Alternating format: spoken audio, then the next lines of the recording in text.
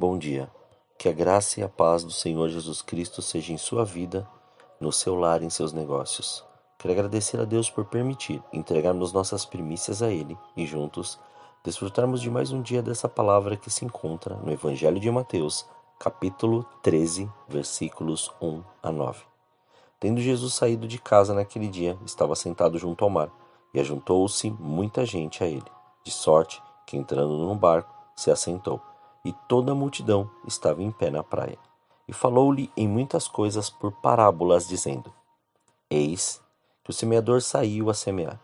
E quando semeava, uma parte da semente caiu junto ao caminho, e vieram as aves e comeram-na. E outra parte caiu em pedregais, onde não havia terra bastante, e logo nasceu, porque não tinha terra funda. Mas, vindo o sol, queimou-se e secou-se, porque não tinha raiz. A outra caiu entre espinhos, e os espinhos cresceram e sufocaram-na. E outra caiu em terra boa, e deu fruto, uma a 100, outra a 60 e outra a 30. Quem tem ouvidos para ouvir, ouça. Ao meditar sobre esse texto, o Espírito Santo me levou a pensar sobre o princípio de ouvir. Pois quando ouvimos, deixamos de limitar nossas ações para poder executá-las conforme aquilo que nos foi proposto. Olhe como é importante ouvir, porque o ser humano tende a gostar mais de dar opiniões do que escutá-las. E um dos erros habituais é aproveitar o relato de uma pessoa para complementar com uma experiência própria algo muito distante da definição de saber ouvir. As relações conjugais mais duradouras estão baseadas no respeito e na capacidade dos cônjuges em ouvir e respeitar um ao outro. Não existe nada mais desestimulante do que quando contamos algo que consideramos importante para alguém e essa pessoa desconsidera ou comenta algo superficial apenas por comentar.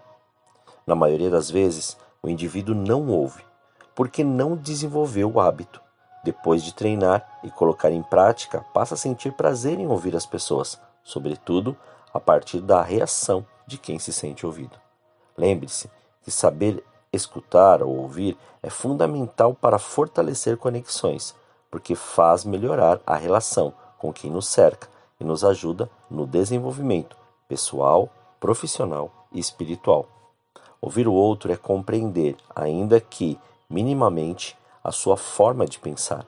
Ao entendê-la, será possível pensar em como conversar com esse outro, como argumentar, como apresentar as próprias ideias de uma forma atrativa. Saber ouvir é, de fato, o começo para uma comunicação eficiente, aquela que inspira e que leva à concretização de algo maior. Por essa razão, procure prestar atenção naqueles com quem dialoga, sejam seus clientes, seus liderados, seus líderes, seu público, até mesmo a Deus. Você notará a diferença. O importante de termos essa audição é saber que tudo está relacionado também a uma audição espiritual. Saber ouvir o que Deus diz faz toda a diferença na sua vida. Existem pessoas que são sábias, têm percepção do mundo espiritual e se conectam e caminham por fé, sendo invisível, e outras não.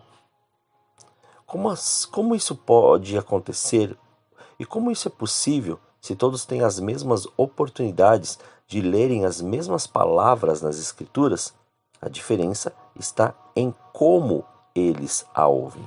O ouvido físico executa o que as palavras têm a dizer, porém, o ouvido íntimo, esse espiritual, o filtra o que vemos e escutamos.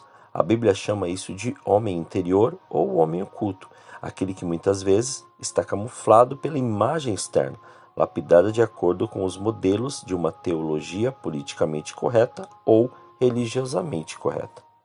Era isso que Jesus se referiu quando questionou seus ouvintes sobre a forma em que escutavam suas palavras. Acredito que este questionamento ainda hoje se faz relevante, pois entendo que muitos ouvidos internos estão surdos ou se fazem de surdos em relação às palavras de Cristo. Basicamente, Jesus questionou 4 tipos de ouvintes: os duvidosos, os religiosos, os humanistas e aqueles que estavam sedentos para achar o caminho da verdade.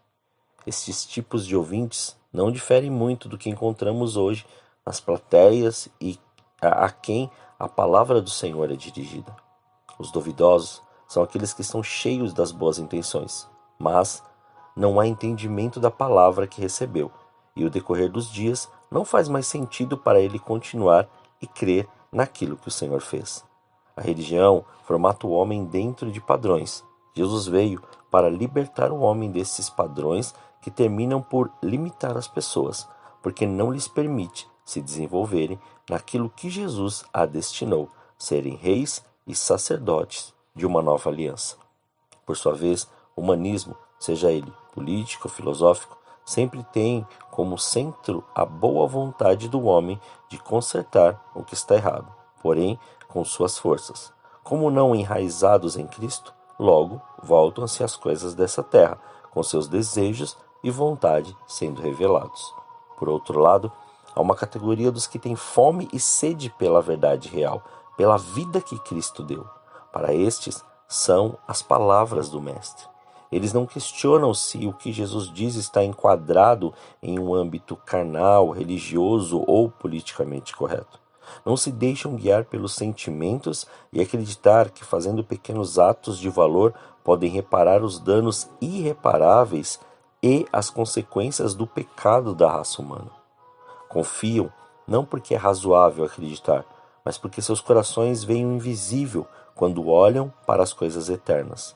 Não as veem com os olhos naturais, mas as contemplam com seus olhos espirituais e principalmente ouvem aquilo que o Senhor está dizendo a eles. Sabem que há algo que, mesmo não podendo explicar, é possível pela simples razão que produz um sentimento de segurança interior e uma força sobrenatural em seu interior. Moisés, na frente do Mar Vermelho, com uma vara em sua mão, durante uma noite inteira, na esperança de ver o mar se abrir. Josué, caminhando toda uma semana em torno de muralhas invisíveis, na esperança de vê-las caírem por terra. Uma mãe que, embora todos tenham desistido de seu filho, ainda acredita que é possível a mudança de circunstâncias e verá seu filho recuperado e restaurado de vícios que para a medicina são irreversíveis. Este é o tempo onde o Espírito de Deus está à procura de pessoas que desejam ouvir suas palavras e obedecê-las de todo o coração. Estes verão a Deus e participarão da grande colheita de almas que está determinada pelo Senhor para esta hora final. Se você é um destes, não esmoreça. Pelo contrário, não só está nesta luta. Uma geração de homens e mulheres acreditam no sobrenatural de Deus e está andando por aí, vivendo e espalhando estas verdades. Então, vamos adiante. Com ele à nossa frente, veremos o reino dos céus invadir esse sistema. Permita multiplicar e frutificar na proporção que ele quer e preparou para você. Oremos. Senhor, nós te louvamos e te agradecemos por esse dia. Graças te damos, ó Pai, pelo seu amor e pelo seu cuidado. Entregamos, Pai, as nossas primícias, essas primeiras horas a ti. E também tudo aquilo que somos e tudo aquilo que temos. Então, Senhor, faça em nós. Não deixe, Pai, com que nenhuma circunstância ou situação influencie aquilo que o Senhor quer ou aquilo que o Senhor já tem falado conosco. Não deixe com que os nossos ouvidos, Pai, direcionados muitas vezes pelas nossas vontades e desejos, sejam, Pai, suprimidos por aquilo que o Senhor tem, Pai, falado conosco. Então, em nome de Jesus, quebre, Pai, despedace e desfaça todo tipo, Senhor, de ataque, seja, Senhor, de quaisquer formas que ele venha. Então despedace e desfaça todo este mal da nossa vida, para nós podermos ouvir e assim contemplar tudo aquilo que o Senhor tem preparado para nós neste tempo. E que faça, Senhor, com que nós possamos ouvir abertamente a sua voz, cumprir todos os seus desígnios e, em obediência, estabelecer o seu reino, multiplicar e frutificar tudo aquilo que o Senhor colocou em nossas mãos. Que sejamos, Pai, este exemplo de fé, não somente de palavras, mas com atitudes concretas que vão transformar a realidade daquelas pessoas que estão em nossa volta. Graças nós te damos, Pai. Muito obrigado, Pai, por este dia. É assim, Senhor, nós oramos, agradecidos, em nome de Jesus. Amém. Tenha um dia abençoado na presença do Senhor.